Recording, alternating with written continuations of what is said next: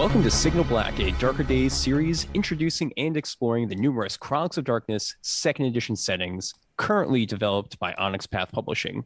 In this series, the hosts of Darker Days Radio, alongside some Onyx Path writers, will discuss the settings and basic mechanics of each game, highlight types of characters you can play, and explore the role-playing experiences each game provides. So who do we have here today? We have Chris. Why don't you introduce yourself? So I'm again one host of Dark Days Radio and Darkhammer, so that's a Warhammer RPG show. And I've written for Cubicle 7 on all 3 Warhammer RPGs. I've also written for Vampire 5th edition, and I've also written, it's still somewhere in the development process, for Changeling the Lost 2nd edition. Mm-hmm. Plus we've self-published a fair few things for Chronicles of Darkness. Indeed we have. And we'll probably cover those a little bit when we get to different applicable settings, which means, well, hey, we have stuff we talk about for community content today. But aside from that, we're also joined by Crystal. How's it going, Crystal? Hey, it's going really well. Do you want to introduce yourself and discuss your Chronicles of Darkness experience a little bit? Yeah, so I am a writer and developer for a whole bunch of different RPGs, including Chicago by Night for Onyx Path, as well as Scion No Gods, No Masters, which is coming up. For developer, I'm the developer for Third Eye Games for Pip System, and we have our Spycraft primer coming up. But for Chronicles of Darkness specifically, I actually was one of the first teams that ran this at Gen Con when they were first debuting it for first edition many years ago.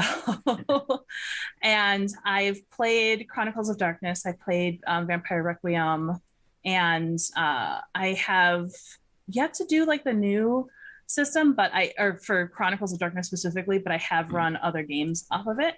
And I really, really like the concept, and I think it is vastly underused by a lot of storytellers. Indeed. Yeah. Actually, Crystal, do you have any LARP experience with the Chronicles of Darkness or Mind's Eye Theater rule set that came out? Nice. Maybe we can touch on that later, at the end, because that's something we did not discuss at all during the Vampire the Requiem episode. Yeah, that's a good point. Awesome. So, people recognize me from the previous Vampire the Requiem stream that we did, but I am Mike. I'm one of the hosts of Dark Days Radio. I don't really have many official writing credits, but a little bit of like community content stuff under my belt. And I am always excited to talk about Chronicles of Darkness because it's super rad. So you might be asking yourself, what is Chronicles of Darkness? Well, it's a premiere horror role-playing setting that was originally released in 2004 under the title World of Darkness. And it's an evolution from classic horror role-playing games in the 1990s and quickly developed into its own mysterious setting. In Chronicles of Darkness, you play characters in a world just like our own, a modern era with the same countries, fashions, and struggles. But underneath the facade of normality lurk creatures of the unknown, subtle magic beyond comprehension, and sinister mortals seeking to use this magic for their own selfish desires. It is in this dangerous underworld that your mortal characters explore, finding conspiracies or hauntings, cursed legacies, or tech-gnostic intrusions. Sometimes your characters might be drawn deeper into the shadows and become creatures themselves, being turned into vampires, unlocking the true sorcery of mages, or maybe even being captured and turned into one of the wondrous changelings. And that is the game that we're going to talk about today. And we're going to kind of dig down and get into some of the more details about it than those brief paragraphs we just shared right there. So I think we want to start off before getting into the rules and some of the updates there were for the 2nd edition of Chronicles of Darkness. I think we want to just talk about what kind of characters you can play in this setting. So I was figuring we could kind of just discuss as some examples some characters that we have played in games previously, either for 1st edition Chronicles of Darkness or the 2nd edition that we're really focusing on today. So I'll just go first real quickly, just to illustrate that you can play characters that are pretty mundane. I've had a character who was just an unwitting hiker in the woods and then stumbled across some weird stuff with ghosts. I've played in a game with Chris, a firefighter on vacation in the United Kingdom. and things did not work out very well for him. And I've even played just a mobster who, well, turned to some pretty dark stuff. So there's a lot of different kind of character concepts you can play. Crystal or Chris, do you want to share some example characters from your own experiences? Oh, I think I've played, because being a perpetual storyteller, I've not. Oh, you can share some NPCs that you really liked, or I've not played as characters too often, but I have played in a one shot of Hunter the Vigil as a, I think as part of a project as is it Task Force Valkyrie? Yeah. So that was special forces hunting some supernatural monster type thing, and then the wide variety of characters. Hell, let's think. What's one of my favorite characters from Changeling? It'll be like because obviously one of the things out for Changeling Lost we've self-published is Venice Unmasked. So I'm obsessed with Venice. Changeling Lost in Venice, great.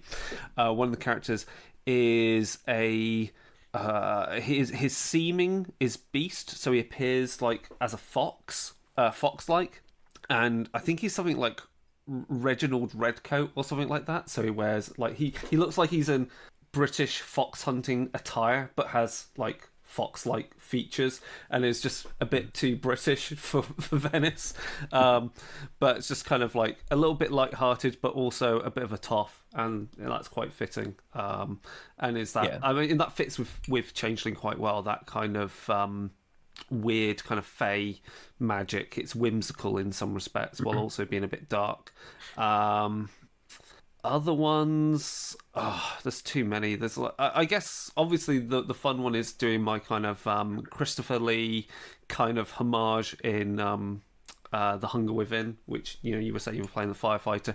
The hotel owner is definitely kind of very much channeling Christopher Lee from The Wicker Man. Yeah, there's some weird stuff. There's some weird stuff in that adventure right there. Yeah. Crystal, what kind of characters have you played? Well, one of the very first characters I ever played with Chronicles of Darkness was actually the prom queen, and one of the other players was the prom king, and we got attacked on the way to the after party. And Good. That's a good scenario. Jeez. Wow. Yeah, it was a lot of fun. It was definitely something like out of a horror movie. It was wonderful. Right. I really liked it. Some of the other ideas that I've had is I've always wanted to do like play an individual who has just enough of a streak of luck to be unlucky. Meaning that they keep stumbling onto other things in the world of darkness by luck, and it ends up being really unlucky for them. Right. Interesting. That's a fun character. I wonder if there's any like merits that could really play off that. We can talk about that when we get to the merits section. Okay, sure. All right. So those are the kinds of characters that we've played before, and we also want to highlight. So we're mentioning, some very mundane characters. Chris was talking about some of the characters that he's used in the more, supernatural games that build off of these base set of rules. And building off the base set of rules are also some Chronicles of Darkness specific mechanics. There's rules for psychics. The first edition had a lot of rules for very interesting and funky things like skin changers and immortals, for example. Some of those have been updated to the second edition rule set, but you might have to check into a different book. For example, the immortals are now in the Mummy the Curse game as an option there. So you have to look around a little bit for some of the new rules. I totally forgot the regular weird non-pigeonholed immortals are in that book. That's right. Yep.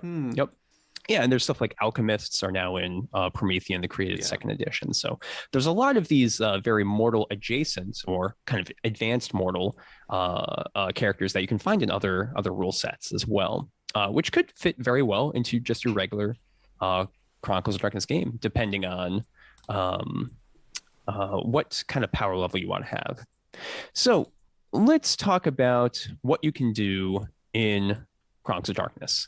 Last time when we streamed, we were talking about Vampire the Requiem, which is one of the kind of creature games that builds off of this base rule set, as we mentioned many, many times.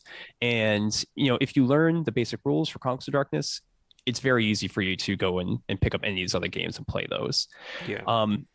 And as well, if you played the first edition of Chronicles of Darkness, which was called World of Darkness back in 2004, things are pretty similar. There's some differences with the advanced rules, and we'll get into that, but the basic rules are pretty much the same. You make a dice pool of 10-sided dice, usually based off of, a sum total of an attribute plus an ability. So maybe like, intelligence plus computers. You look at those number of dots on your character sheet, add that up, that's how many dice you roll.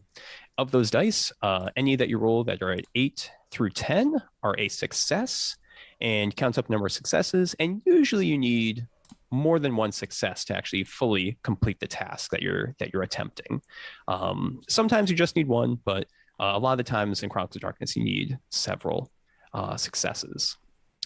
The characters that you build have advantages beyond just their natural attributes and their abilities, skills and that kind of stuff. They also have merits, which are kind of just these extra edges that they have, which can really range from a whole bunch of different things, from say boxing, having boxing training, to eidetic memory, having like a photographic memory, that sort of thing. And that's where I think a lot of the flavor really comes into characters. And gives them a lot more options. Are there any merits that you two would want to kind of highlight as being cool or interesting based on your own experience? Chris can go first on that one. I am always interested in like the supernatural ones just because I'm drawn to that. However, I do think that the like the mental merits do tend to be a lot more fun too, because those are things like, because being immortal and interacting with supernatural creatures, your mind gets erased a lot. And so having these as a mortal character, like good time management, imagine how someone with that, where their mind keeps getting erased and you're losing chunks of time. So a mortal with that is going to notice that a lot quicker than somebody without, and be driven further to continually try to figure out what is happening in those spaces of time. I would say the interesting, let's think, merits. There's quite a few nice, like small, I think again, it's the small kind of supernatural merits, which, they're not going to be game changers in the sense of like, a vampire has coils or has some, or a werewolf has merits which essentially tie them to their totem spirit for the pack. They're not going to be magnificent like that, but like the very simple things of just being, the sixth sense, however that manifests in many different ways to the characters, or something as simple as having, is it psychometry, the one where you can touch an object and get psychic visions off it? I think that's one. Psychometry, there's something like that.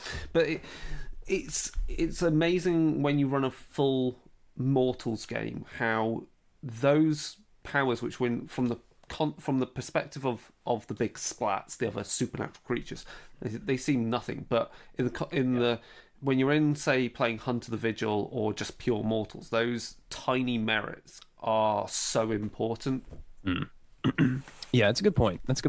So when you two are making your characters for Chronicles of Darkness, let's say either for your own game or you're making up a whole bunch of characters for an adventure or something, as pre-gens, do you usually pick, like, let's say one of those like cool, interesting, more supernatural abilities or more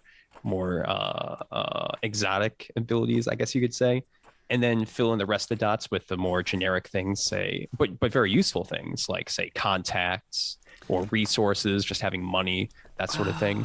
What's the strategy you usually go for when making your characters?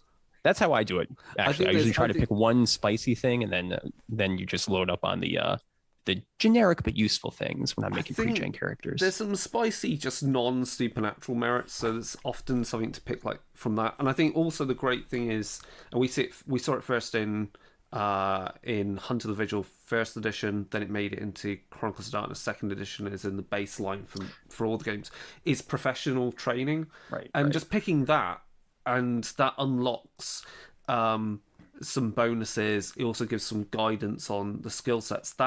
That's almost the first port of call before you even start thinking like, oh, I'm going to have Fleet of Foot, or I'm going to have, sorry, I've got the book open here, or I'm going to have Fixer or Iron Will. The moment you can go, right, I'm going to pick professional, and I'm going to be a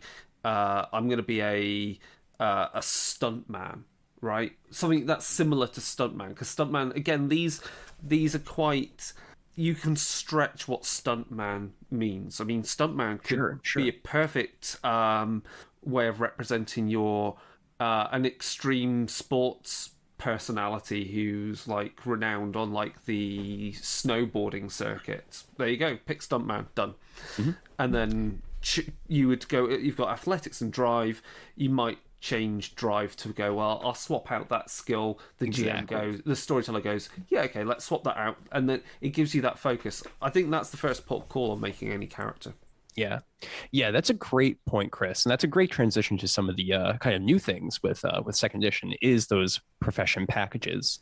And for new players that are new to Chronicles of Darkness, these packages aren't character classes, but they are just kind of a little leg up for your characters that you can pick, which gives them some extra skill dots and maybe a merit as well. And it's a good place to start, as Chris mentioned. And as well as Chris was alluding to, it's pretty easy to make your own professional training packages as well. So, if you don't see something that really matches up with your character who's a archaeologist or something, let's say, it's not that hard to make. Just say like investigation and I don't know, occult or something. Crafts is always good on that one. Yep. Yeah, exactly. So it's pretty easy to make those changes. Just talk to your storyteller about it, and I think they'll be pretty chill about it. I mean, it's nothing too extreme. So let's move on to talking about some of the new things in Chronicles of Darkness second edition. We already talked about the real basic mechanics, but there are some very interesting things that have changed with second edition, and I think they're all improvements in my personal opinion. So first up, for more, and most of the changes really came from advanced rules. I mentioned the basic rules are pretty much the same. So some of the advanced rules changed, such as combat, which, combat's a failure state. In my personal games, you're not usually tussling and fighting every session. And in fact, I like to think it's pretty rare. But combat has been revised to be more dangerous, particularly with weapons, because they have a lot more basic automatic successes, automatic damage that you apply once you hit. So in first edition, if you played that, there was a lot of kind of attrition and, just characters taking like one little damage, kind of pecking away at each other. So with the change to the math of second edition, resolution is sped up quite a bit and combat is a bit more dangerous. It's a lot easier to get hurt fast. Another great innovation with Chronicles of Darkness second edition is, of course, the tilts and conditions. And these are basically new story game mechanics that are here in the game.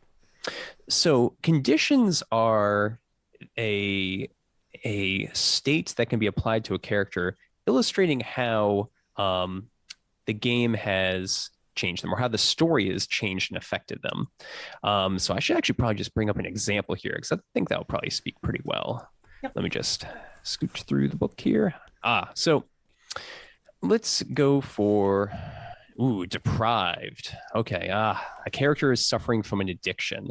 And, this addiction for the deprived condition, it could be pretty vague. It could be, something like drugs, alcohol, or it could be some other kind of crutch that your character develops, maybe something to do with the supernatural or one of the mysteries that they're exploring. And while they have this condition and they are deprived, they remove one die from stamina resolve and composure rolls. So that's a pretty big effect. However, your character does have a way to resolve this deprivation. In this case, the resolution is indulging in the deprived vice or going to therapy. So you have two ways to try to get rid of the condition and resolve that through actions in the story. So it gives characters and gives players a way to interact and kind of like a guide to just kind of interact with the story more. And I think that's great. I think the important thing about conditions is that it resolves the classic issue with classic Chronicles of Darkness. We'll call that classic to just differentiate from 5th edition Vampire the Masquerade, because you have the classic issue with character building of I'm going to take these flaws to get some freebie points to build my character better, and we don't have that. There are no flaws you can take mechanically in that sense as part of your character build. So you can play a character that has an addiction or suffers from has some sort of, perhaps some, is suffering from some form of mental illness, if you wanted to go that route, or some sort of physical hindrance, so they could well be missing a limb or something like that, if you wanted to build a character like that. But it's not going to give you automatically freebie points that I will then spend in psychic or whatever. Instead, those are conditions that you're going to have in game that are going to be persistent, essentially, and role playing so that they are a hindrance to you in role play means you're going to be rewarded through role play with the what are they called, experiences? No, experiences. Yeah, beats. And that's the difference. So in order to gain the benefit of some hindrance that you've created you've said my character has at character creation, you have to role play that. You can't just go, I'm going to take this flaw and yet do everything you can so that flaw never comes up in play. And that's really, I feel that is a key difference in Chronicles of Darkness 2nd edition. It's really a beautiful design too, because there are individuals in real life that may have missing limbs or have some sort of thing that would have been considered a flaw, such as glasses. And they function in society with very little change to their day-to-day other than whatever accommodation they need for that. And so taking that away as a detriment to a character sheet takes away the negative aspect of playing one of those characters. And it encourages more people to get creative with some of those things. Like, you can be an alcoholic and still be high functioning. Yes. And people can never know that you are actually an alcoholic. And so having it not be part of the character sheet, but more the role play and the way that the character is seen, it takes away the mechanical stuff and makes it more about the person and the individual, rather than I'm going to take a negative to every single time I have a sight roll or, some sort of investigation. If I don't have my glasses, oops. Like, I don't go anywhere without my glasses.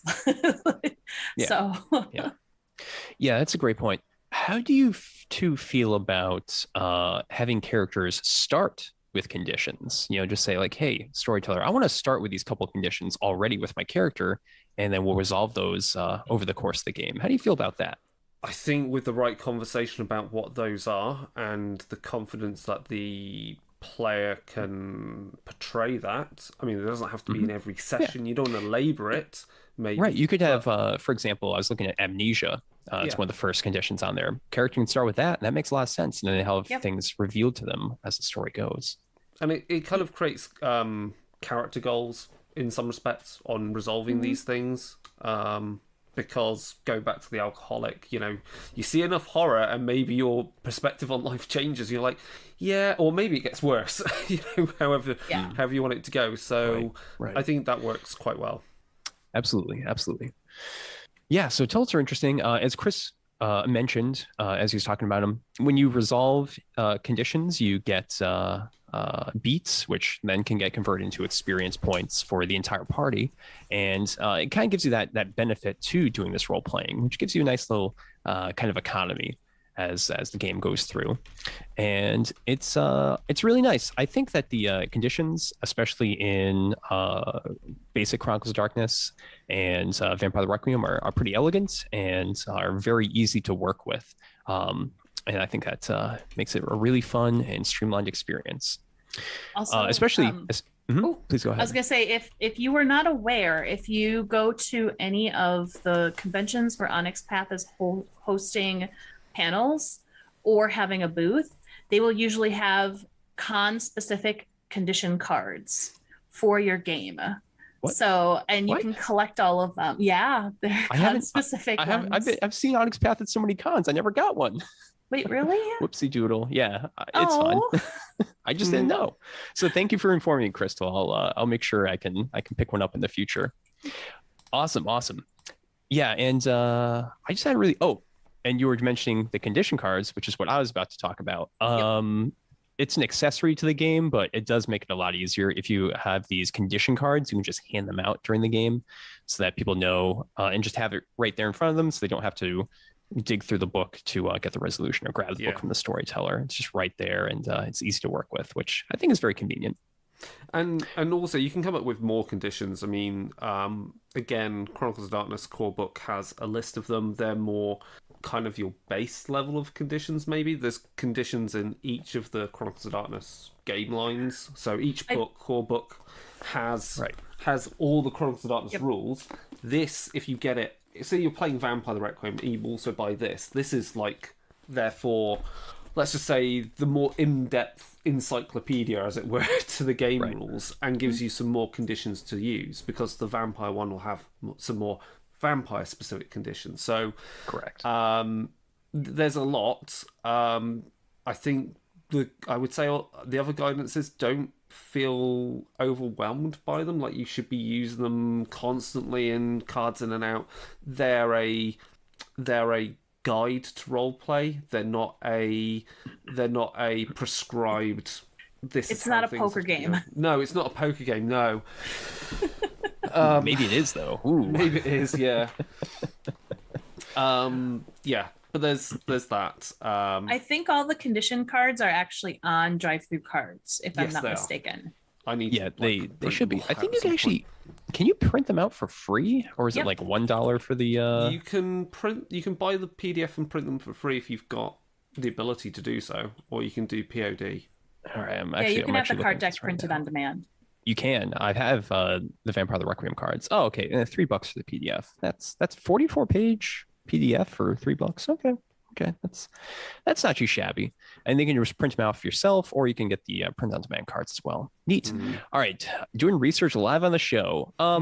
So we also just wanted to bring up tilts, which are similar to conditions, but they are more environmental effects or personal effects to the character.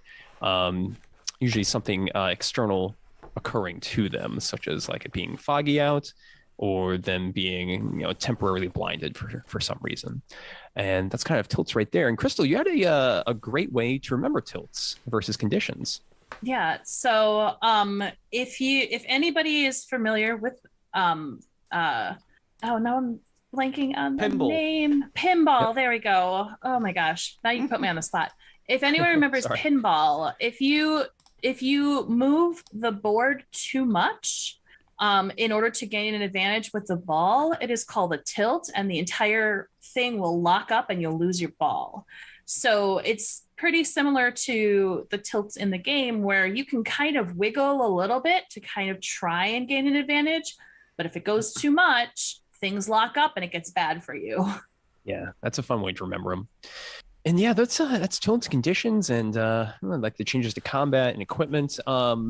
I don't know, Chris and Krista, were there any other major changes with second edition that you wanted to highlight, or did that kind of cover the big things? I think that's the big things. I think within the game, and this again is the fact that second edition Chronicles of Darkness is a distillation of things that came out over the lifespan of Chronicles of Darkness first edition. So, for example, we've got some mechanical rules for social combat is in there now. We have also how to kind of a mechanized way of dealing with whether you make friends. I say make friends, but it's more like opening doors, as in like, can you influence this person? And that's not a bad thing, because again, you don't have to use these rules if you don't want to, but they're very useful if you go, look, this is complicated because we're trying to role play it out and describe how your character is in. I'm going to take my example because I've been watching like tons of The Good Wife recently. So say you're wanting to influence the district attorney, right? There is a number of steps you're going to have to do to influence a person like that in power. And you, as players, as the storyteller, you may not feel armed to roleplay that out in a way that you're in character conversing and describing all those things. So you could just go like, look, let's use the dice system that's provided to do this, and we can then describe it as a montage of things, or say, well, you've got that bit that's going to happen, but you're not going to be able to make the next roll to influence them until a certain number of sessions that represent a certain amount of game in-game time that's gone by. So that's really useful. There's also some guidance on investigations and how you can break that up into stages. Again, depending upon the type of investigation, again, it's a crutch if you don't have the knowledge or the confidence to role play these things out, in that way. Yeah, the investigation rules can also help because, or investigation guidance, I should say, because designing your own investigations and mysteries can be a bit of a time-consuming hassle. Having to put in like 3 clues at every single point to make sure that hopefully the characters notice one of them, and that sort of thing. So it is very useful. Cool. So we talked about the characters in the game. We talked about some of the rules updates, but why don't we talk about, especially for new people, what can you explore in this game? What kind of stories can you tell? Because that's really the big thing with Chronicles of Darkness, is telling stories. Mm-hmm. So, like any good role-playing game, there's infinite ways to play Chronicles of Darkness, but the rules as written, as well as some of the stories and chronicle ideas in the back, give you a couple of great concepts to kind of run along with. So I think the big one actually would probably be Gnosticism, tech Gnosticism, and the God Machine, since the God Machine Chronicle is part of Chronicles of Darkness 2nd Edition. Now, the concept of the God Machine was something that originated actually back in 2004 with the first version of this game, and has been kind of like seeded just little bits here and there in all these different books. And I mean, there's like there's been people that have been like looking for all the references in every single book, trying to track down everything about the God Machine. And the 2nd edition really gives you some great ways to play with that concept. Now, the God Machine is large and unknowable, but seems to be a sort of intruder, possibly not from this planet, which is trying to influence and control the world through techno-magical means. Chris on our show Darker Days Radio has used a lot of good examples of like, slowly creeping through a building, which gets just stranger and stranger and has more and more mechanical devices in it, until you finally get to the basement and find that in the center there's like, say, an organ beating with circuits, cables, and all these other things kind of leading off of it. And that's essentially probably a piece of infrastructure of the God Machine.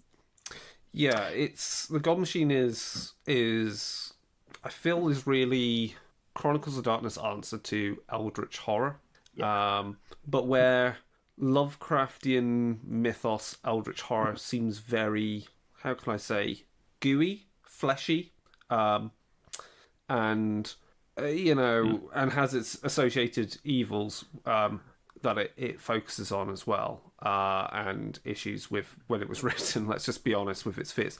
I think the God Machine is quite relevant. It's still quite relevant with today's society, because it's about like how you don't we've got all these devices, all these things linked up, and it's that how you see things operating together, and we feel we know how they should operate, and like you go to a URL and it pings a server and it sends back a web page and it does all this stuff, but it's more like if these things were used together in a way that creates some occult effect, because that's effectively, what occultism involves. You draw out runes, but the question is if these runes are actually operating on a city scale and are servers all linked up, or people that are standalone constructs who've gone around spray painting the same symbol in multiple locations, and it creates a geomantic effect.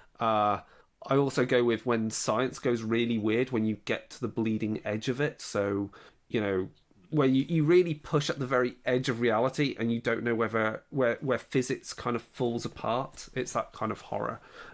There's a good amount of Videodrome in there as well, I would definitely go with.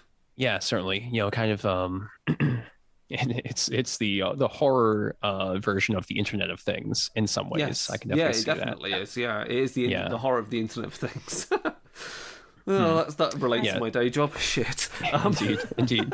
So there's a lot of mystery just around like what exactly the God Machine wants, what it is, and I don't think your characters are ever going to find out really the real truth, the terrible secret of space. But they might realize what this one little component is doing to their community, and then realize that they can't stop it, and that could be the horror right there. For example, Crystal, do you have any thoughts and opinions on the God Machine, or I love that God kind of Machine. Yeah, I do.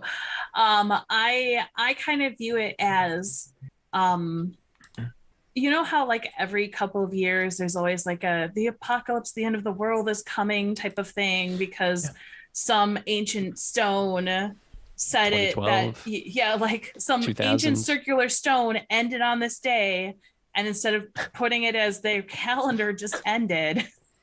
I'm just thinking of the Monty Python thing. Like, what's that inscribed on the stone? It's a long message, and then just like, ugh.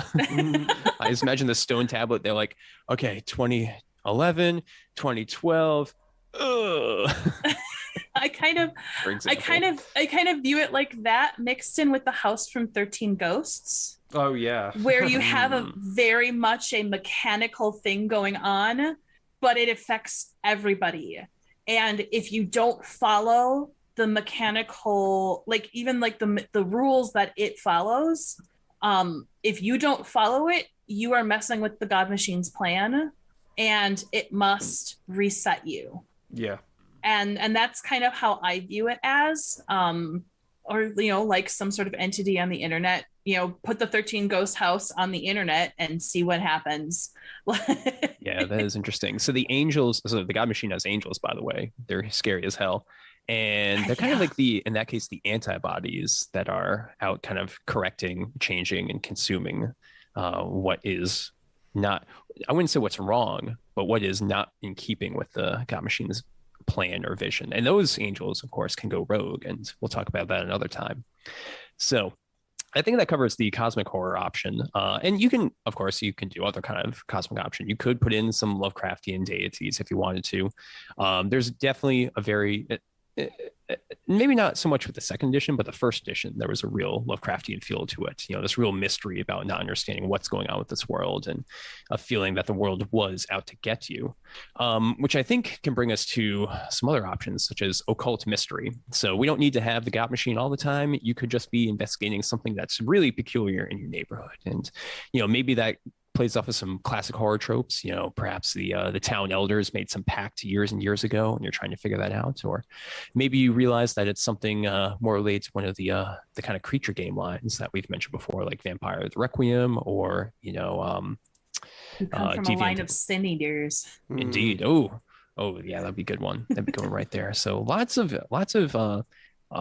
story ideas for occult mystery, but also just mechanical support as well. A lot of those conditions are written for that kind of thing. And that gets us to the point where, when you talk about occult mystery and supernatural mystery, Chronicles of Darkness, the thing that ties all the other splats, all the other supernatural creatures that you can play using that base rule set together, is because the core rulebook for Chronicles of Darkness 2nd edition has expansive rules for ephemeral beings. So angels are one of these things, but also just spirits. So animistic spirits, from the shadow, where concepts and things are manifest. So like we're talking about, say, let's say the concept of a murder down a particular alleyway manifests in the spirit realm as this anthropomorphic being made of rusted knives that stick together and has a mouth full of needles. But that's a great image. Yeah. But then also you've got ghosts. They're ephemeral beings, and they obviously have ties to the underworld and the lower depths and so forth. And then you've got really good rules for that, which allow you to look at the different type of powers that they have, manifestations and hauntings and so forth. So you can run a really good, just like ghost investigations type game with Chronicles of Darkness. And then there's also, was it dread powers? So dread powers, again, quite common to many of the antagonists in the other game lines. And dread powers are great for representing things which don't really fit any one particular kind of beastie, because if you want to do cryptid-based horror, that's quite good. So ultimately, what we've just covered there gives you the tools that quite happily with Chronicles of Darkness, you can run X-Files, like just do X-Files. Like, you go, what's this horrible thing? Is it a cryptid? And does that cryptid obey known science? Or does it not obey known science? So you can do that with dread powers, that's great. Or is it ephemeral? Is it a ghost in the machine? Is it a ghost possessing a computer server or something like that? And then you can even do aliens. If you really want to go down aliens, you can do aliens. They just got dread powers and spaceships and whatever. So you can pick and choose the powers, the abilities, the systems to create the antagonists you want. I mean, honestly, if you're going to do aliens, though, how often a player's going to really come face-to-face with a grey? They're mostly going to do the classic thing of dealing with the people that have been driven mad by their encounters with them and driven to do horrible things. That's always more scary than facing the actual cause. Of course, there's always the shadowy government agents that are trying to cover it up. So yeah, that you could do that type with Chronicles of Darkness more than happily. It's just there. Good stuff. Yeah, and I think for the other game types that you can play, going away from the kind of crazy supernatural stuff and cosmic horror. You can play a lot more street level games, perhaps dealing with personal horror, which is something that can intrude into any of these other game types, really. And again, conditions can be useful for personal horror, although I would not really rely on them. It takes a lot of player buy-in and some kind of design and working with you on that in that regard. And then as well, crime, thrillers, that sort of thing. I think Chris put in the note here about the horror of the human heart. That's also a great option for Chronicles of Darkness. I think the reason I put that in is because that kind of gets us towards something like Seven and films and media like that, where and Hannibal, the TV series, that I think you could. I mean, that's basically what I want to run, kind of quite similar to that as a Chronicle. So if you see us running that at some point on the Twitch stream, that's the reason why. But it's that kind of horror because the thing about playing vampires and werewolves and changelings and so forth is that by being a monster, your drive to do horrible things is often a consequence of the changes you've gone through to be what you are. So it then becomes quite horrific when you see people do things and they have no other reason to be doing that, no other external influences other than they're just horrible people doing horrible things. And that can then be more terrifying than the fact that a vampire hungers for blood, because that's a curse.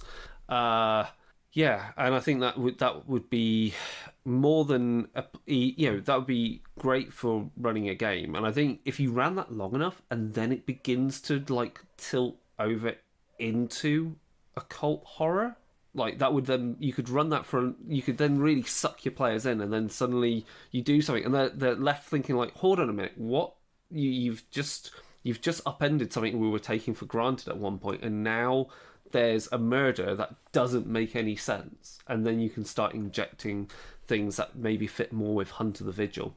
Now I have another idea too. you want to Oh share my it? gosh. It's so basically there is one person at the table that is immortal, but nobody knows who it is. And so everybody has to act like a mortal in order to keep themselves hidden.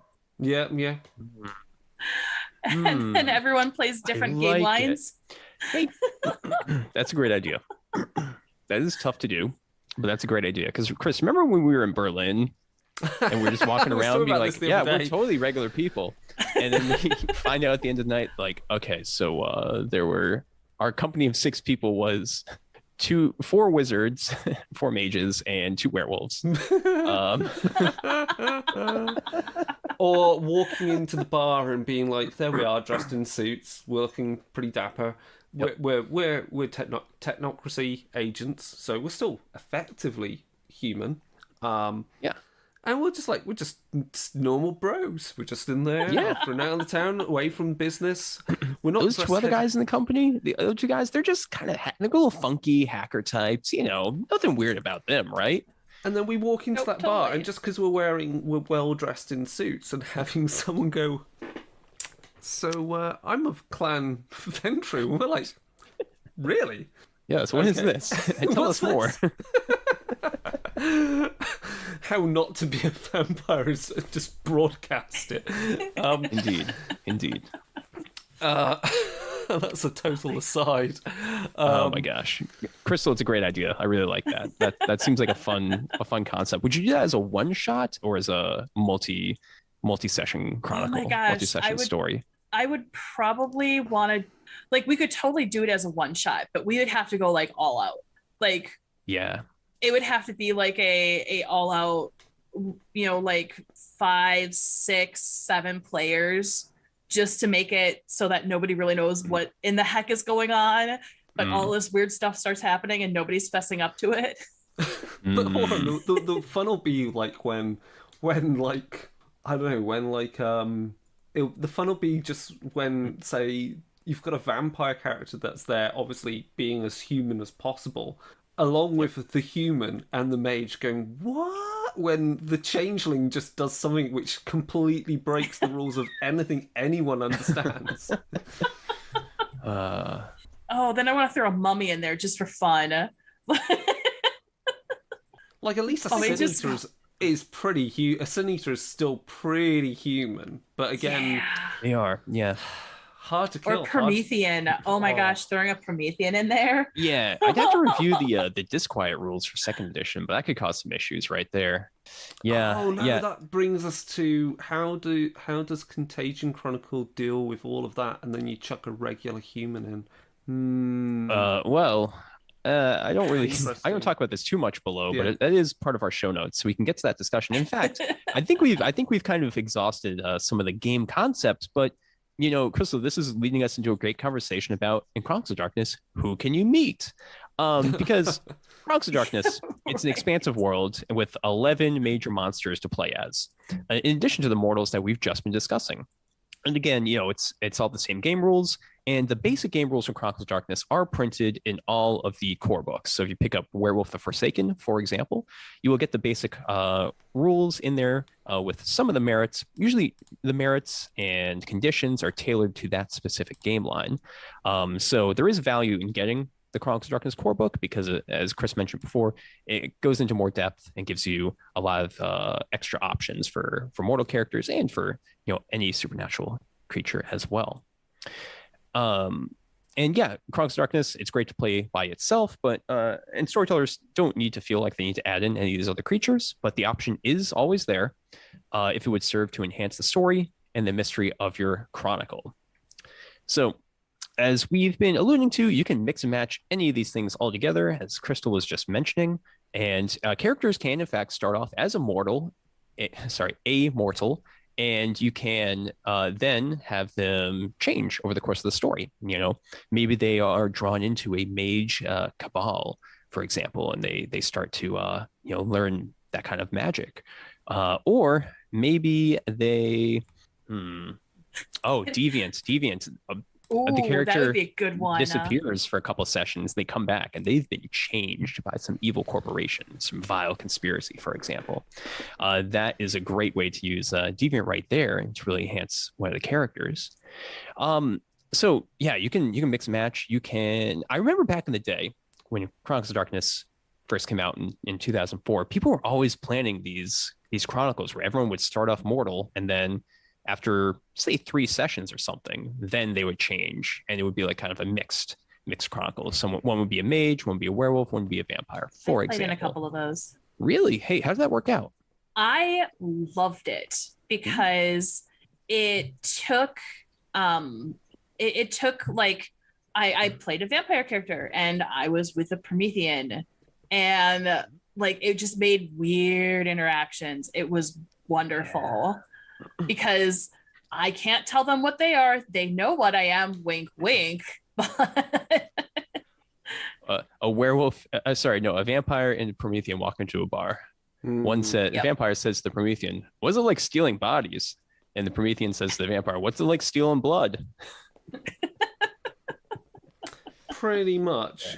It's Yup. Yeah, I mean, it's one of those things where you've got to have the player buy-in to have the reasoning for why such coincidence occurs for it. But I do also see like the whole thing of like, you know, you do get the mass embraces of a bunch of people for whatever reason by multiple sires in vampire. That makes sense, I guess. Mage, you could all have been exposed to the same sort of event that causes an awakening for you all in some way. Werewolf, I guess you're all related by blood by some way. That would make the most sense to have and that's a great way of having a pack already kind of, you know, a great buy-in for why they're all working together. Just form it that way. I mean, there's a lot of different options.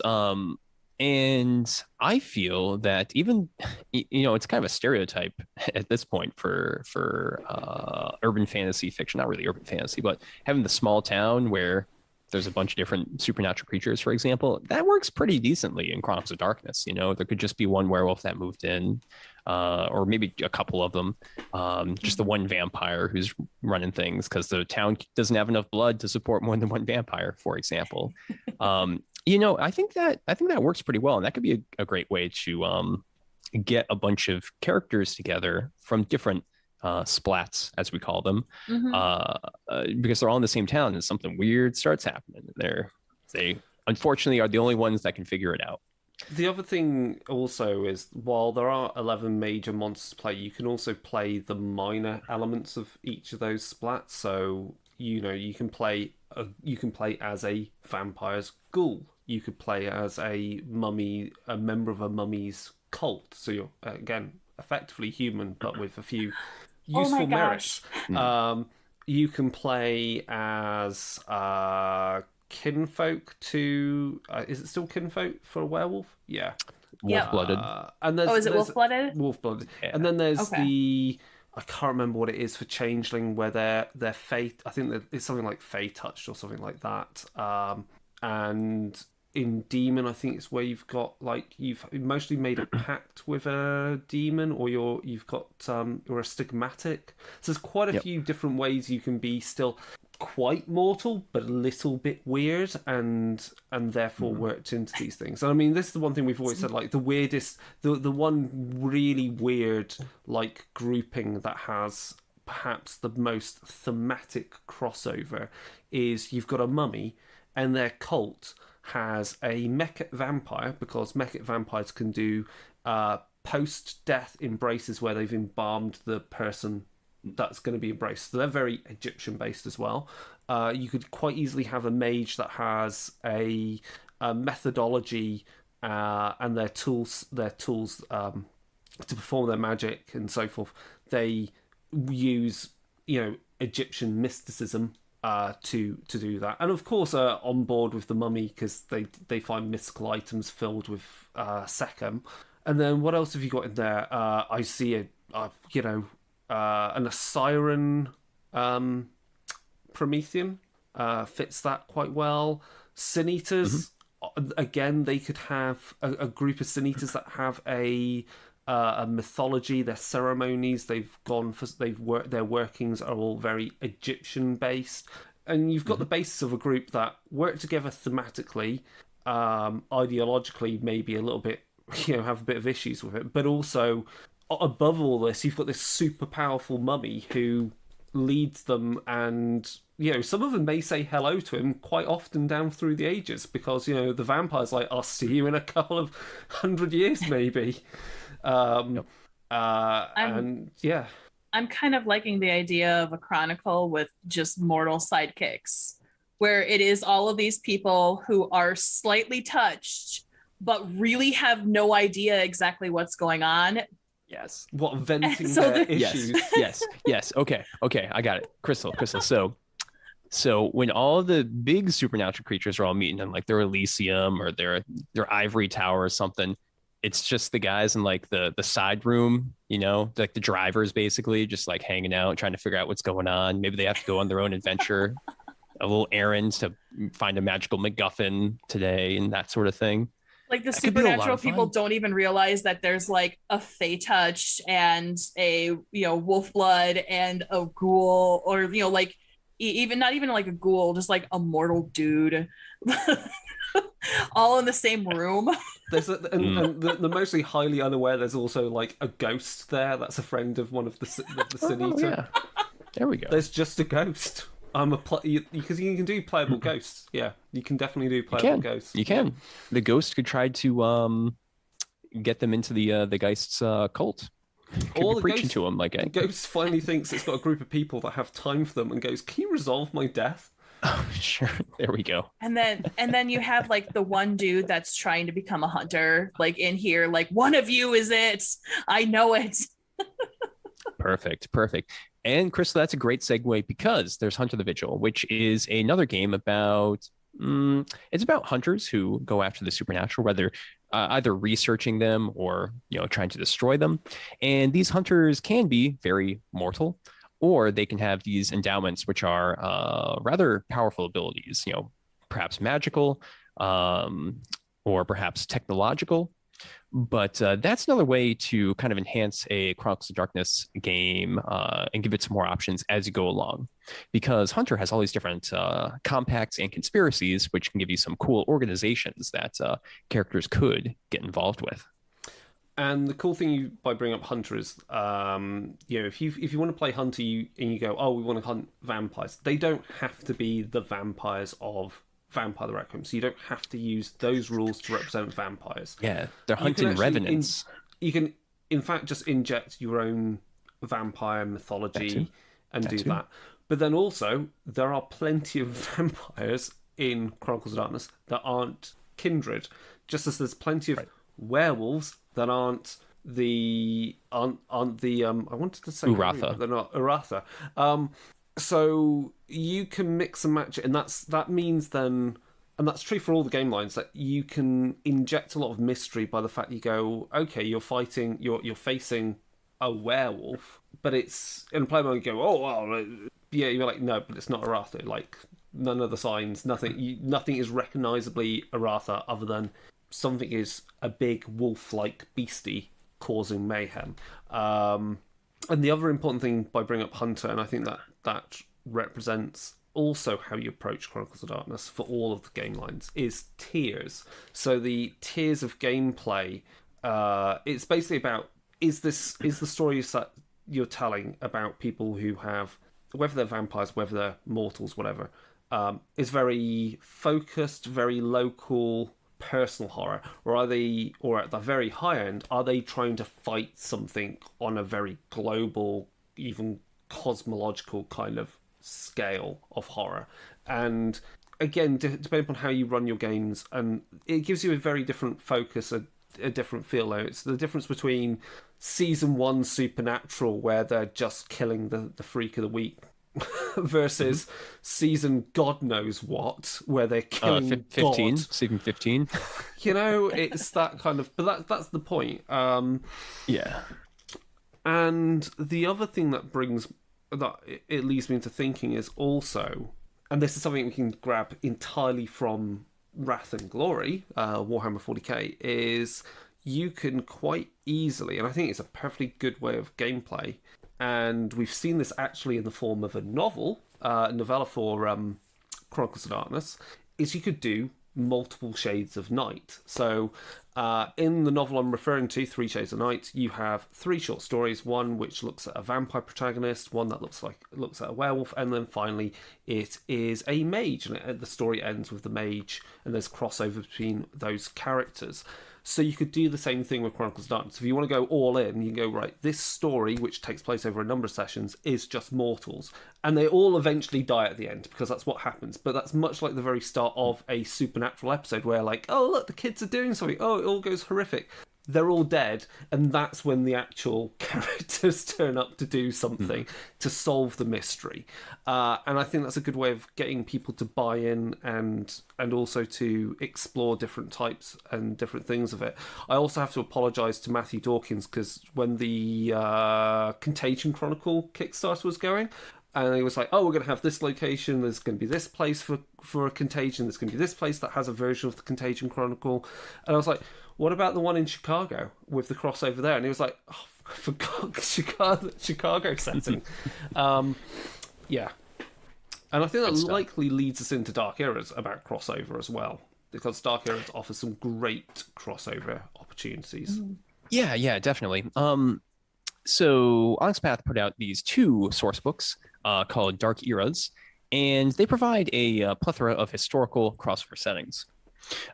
So while all the Dark Eras are focused on the different creature game lines, there are a couple that are useful for vanilla Chronicles of Darkness. The one that I really wanted to highlight, I think, was Doubting Souls, which is a setting based around early New England with the witch hysterias up in Salem, but also gives you some ideas for how colonists and native peoples would be interacting at this time and sort of the potential occult issues that could be taking place.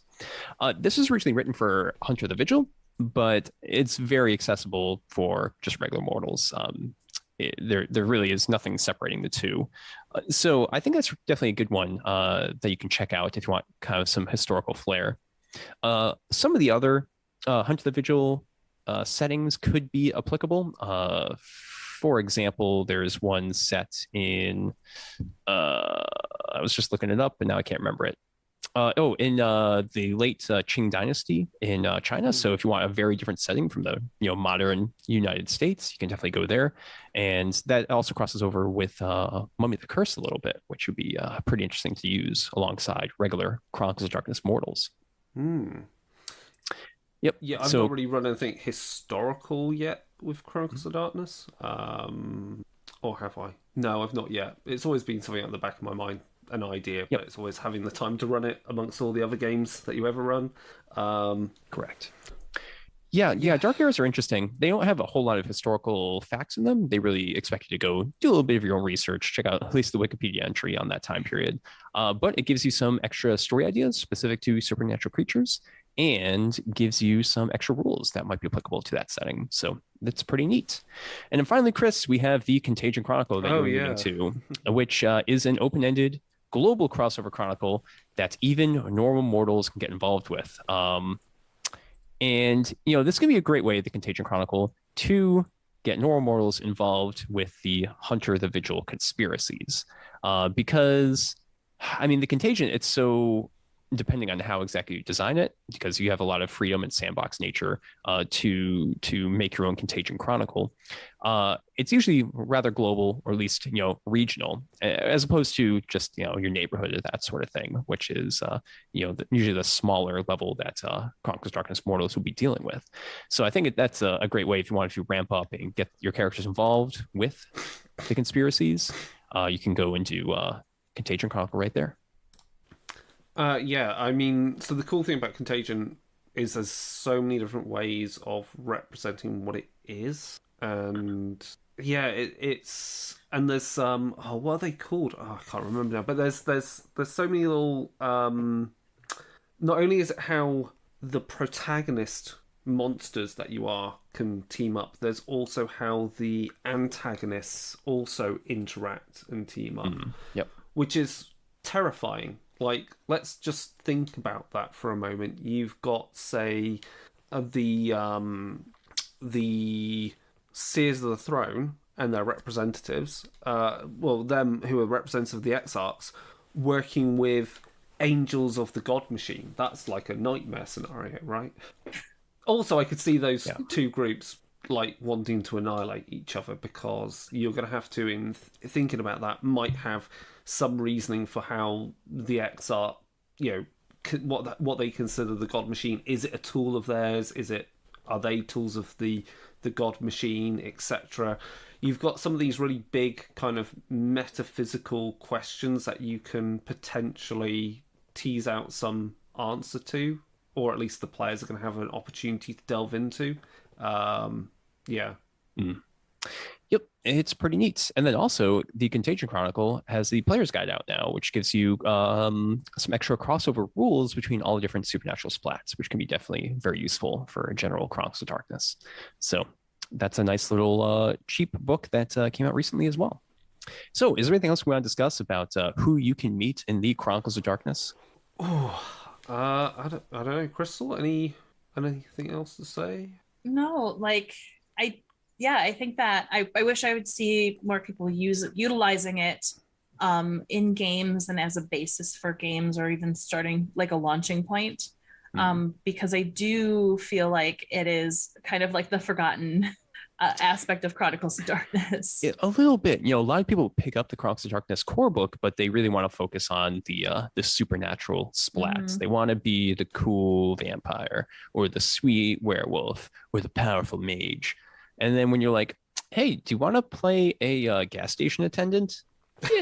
Some people might not be as excited. I'm excited, but I also like Warhammer Fantasy Roleplay a lot. So yeah, I'm that kind of guy. Yeah, and I think that's definitely the approach that we've gone with the scenarios that we've got on the Storyteller's Vault. So the Hunger Within, as you said, Mike, you basically played Chris. You went wicked electronic right there. Did I go God really Machine electronic? Yeah, it was the God Machine. Took over. Oh, is it still freaky, man? Is it still? Yeah, it's still. Oh yeah. Hold on. You might want to just like unplug your mic and plug it back in, maybe. Yeah, it sounds like a wire got loose. See if that works. Okay, Chris better? is no. Chris is astigmatic. Well, why don't we just wrap up the episode here? I think we got what we needed to, and technology is freaking out on us. Better? Okay. Yeah, so much now better. He's good. Okay, finish your thought, Chris. We'll get us out of here after that. Horrible webcam. That's why. Sorry, too many microphones in multiple places. That's awful. So Storyteller's Vault, we've got two scenarios there, which play into that idea of playing just basic people. So what is it? The Hunger Within is very folk horror. Again, Chronicles of Darkness, I think, perfectly suits running folk horror type stories. Characters, as Mike said, he played the firefighter. There's like a historian, a biology university student, and a ex-law student / barista. So back at home with parents. And then Sins Washed Away is a bunch of university students on a night out. So again, that's really mundane. And I think that is fun to play. That is, but the point is that you could run that as your prelude to a chronicle, or if you're running a chronicle of, like, say, if you're running your vampire chronicle, you could go, right, I want to set up the next arc. You could run a one shot within that campaign where you are just playing a bunch of mortals, and that's great because, much like playing a more, I guess, Nordic LARP event, a one shot, one night, singular event LARP event, it gives you opportunity to your players to try something different, role play something different, and also there's zero risk if that character dies, because they're going to be playing their regular character for the rest of that chronicle again. So I think that's just a useful way of approaching and using Chronicles of Darkness, given that you've got all the toolkit there for it. Yeah, definitely. And actually, since we have a couple minutes, Crystal, do you want to highlight the Mind's Eye Theater Chronicles of Darkness rules at all? So the Mind's Eye Theater Chronicles of Darkness rules are actually still in the first edition. I don't believe they've ever updated them. I don't think so. And it was basically based off of the rock, paper, scissors as well, which was something that's carried over through all of the Mind's Eye Theater. And it came out like I really feel like and it's one thing we didn't really discuss is that the second edition for Chronicles of Darkness is really where they found exactly what they wanted the game to be, whereas the first edition was kind of a little wishy-washy as far as what it wanted to be as a game system. And the Mind's Eye Theater rules kind of reflect that. You could easily update the rules. I don't think it'd be very hard to do so to kind of fit the new setting and everything like that.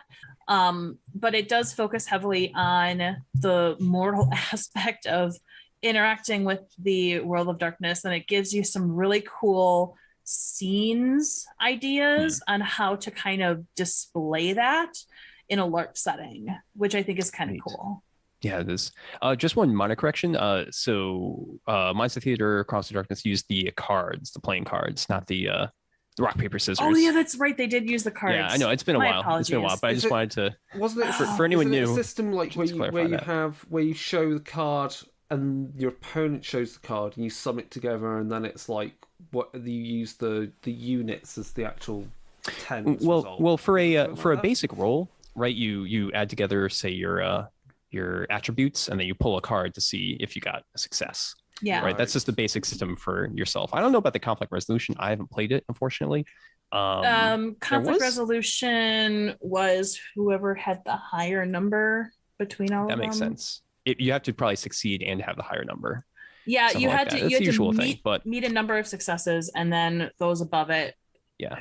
Yeah, now that I'm thinking about it, yeah, you're totally correct on that. It's okay. My apologies. It's been a while. And we just wanted to share that many years. For any, oh my goodness. Indeed, for any new players that were interested in that one, because there are still a number of Chronicles of Darkness LARPs out there and that are supported.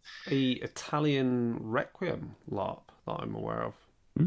There was a Boston Requiem LARP, which I got invited to several times by different people. It was really weird. They just would find me in the game store. I don't know what was going on, and they saw me looking at World of Darkness books. Like, hey. You want to play some vampire? If I just quickly look, there's also I think it's Isles of Darkness in the UK, which is I think is a UK-wide Chronicles of Darkness LARP group. Yeah. Nice. Yeah, there's different groups out there. I think for a while Cam Fan Club did it too, and then they stopped, and then they went back to the previous edition, I think.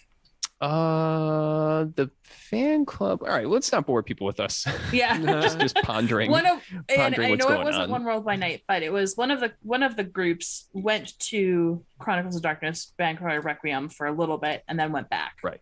Yeah. So, Mind's Eye Society. It might be. I think is what it's Society. called now. I do know that they had some Chronicles of Darkness support as well as the other World of Darkness LARP things out there. But we can put some links in the show notes so that people can find out more about the LARP if they are interested, because we are not experts at this time. And we want this to be an expertise-filled stream and podcast episode when it goes out. So I think that's it for Chronicles of Darkness right there. And let's get on to the closing because we're running out of time. And there is something really important that we do want to talk about.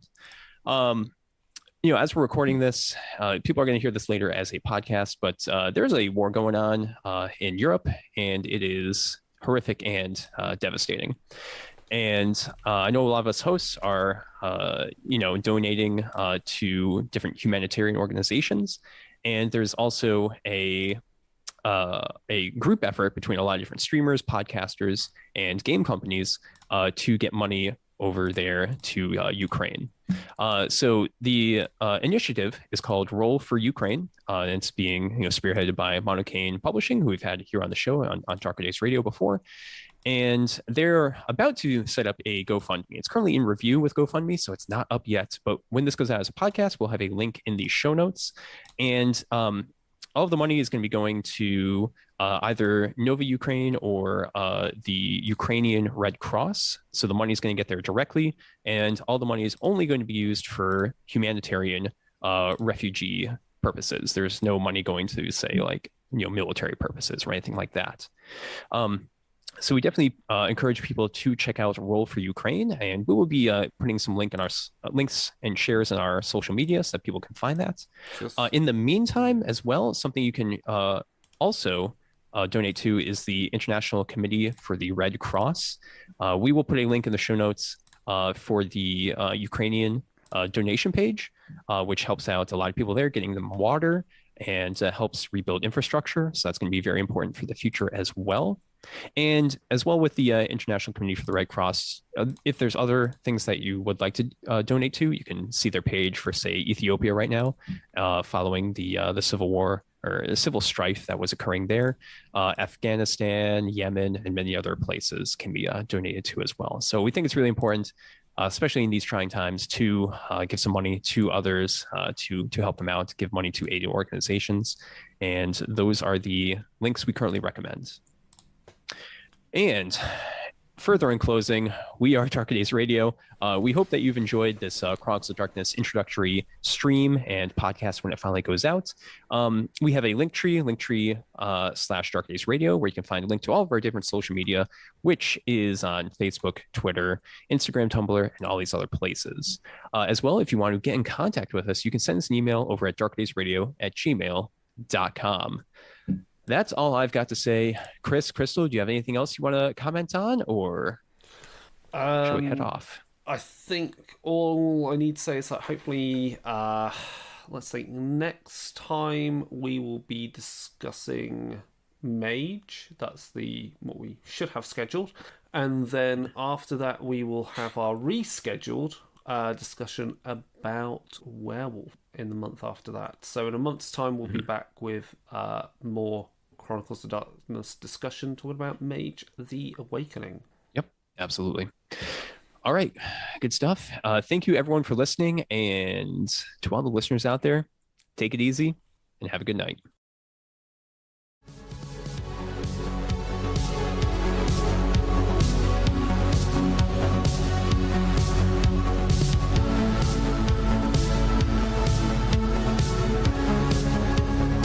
This has been an episode of Darker Days Radio. Special thanks to Occam's Laser for the intro, outro, and new bumper music from their hit album, 9 Circles. Check out the rest of their work at occamslaser.bandcamp.com.